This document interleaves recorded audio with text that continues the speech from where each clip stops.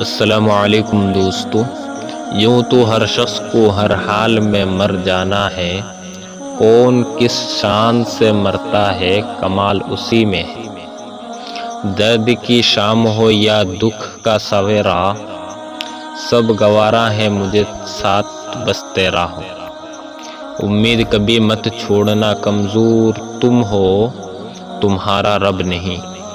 اچھی باتوں کا اثر آج کل اس لیے بھی نہیں ہوتا کیونکہ لکھنے والے اور پڑھنے والے دونوں یہ سمجھتے ہیں کہ دوسروں کے لیے ہے۔